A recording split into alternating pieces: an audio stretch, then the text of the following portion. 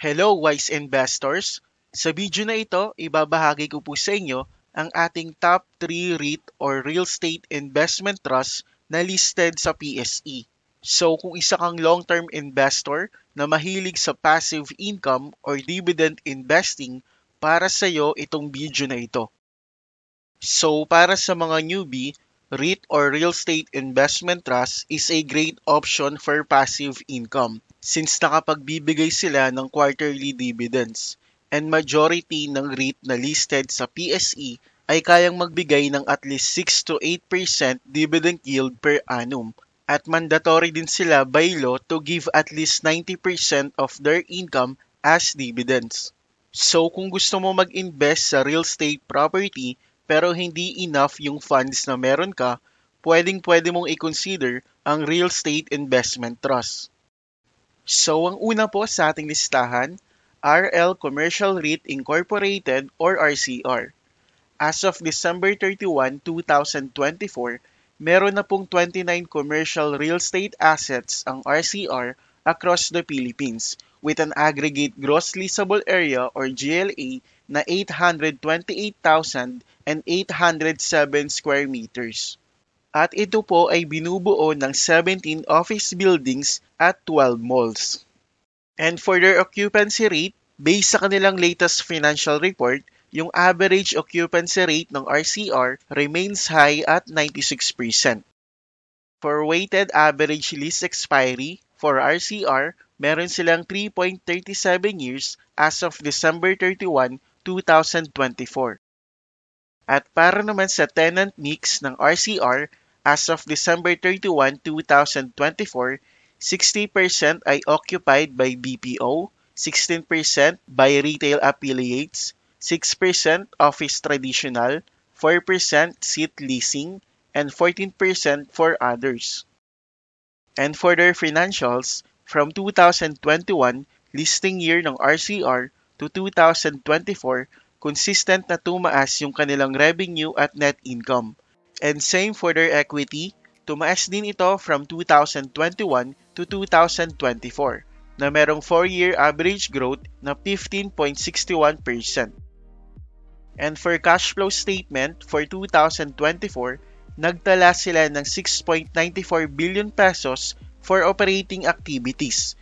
So na-cover naman nito yung kanilang investing at financing activities. So with that, we can say na merong healthy cash flow ang RCR.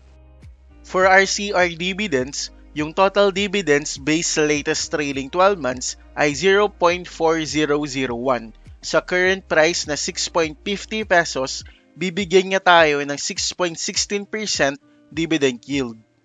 So ang kagandahan sa RCR, since listing date, consistent na tumataas yung dividends na ibinibigay nila sa kanilang mga shareholder every quarter na maganda for long-term investment. Next sa ating listahan, Citicorp Energy REIT Corporation. Yung current portfolio or number of assets ng CREIT based sa kanilang latest financial report ay 14 land parcels na may gross leasable area na 7.1 million square meters. At yung occupancy rate ay 100%, while yung weighted average lease expiry ay 20.44 years. So CREIT is the largest renewable energy landlord in the Philippines. Noong nag-IPO sila, meron silang 5 land assets, 4 are leased and 1 is acquired. And after ng IPO, naging massive yung kanilang expansion or acquisition for 2022 and 2023, kung saan nakapag-acquired sila ng 9 additional land assets. At kagaya ng nabanggit natin kanina, merong 100% occupancy rate ang CREIT dahil na rin meron silang 1:1 asset to tenant ratio. At ang pinakamaganda sa company ay meron silang long weighted average lease expiry na 20.44 years. And for their financials, makikita natin na from 2022 listing year ng CREIT to 2024, consistent na tumaas yung kanilang revenue at net income. And for equity, consistent din itong tumaas from 2022 to 2024 na merong 3-year average growth na 2.54%. And for cash flow statement, nagtala sila ng 1.7 billion pesos for operating activities pero hindi ito enough to cover their investing and financing activities. Kaya kung mapapansin nyo, nabawasan ng maliit yung kanilang cash. But as of December 31, 2024, merong around 600 million cash ang C-REIT na pwede nilang gamitin to sustain their dividends.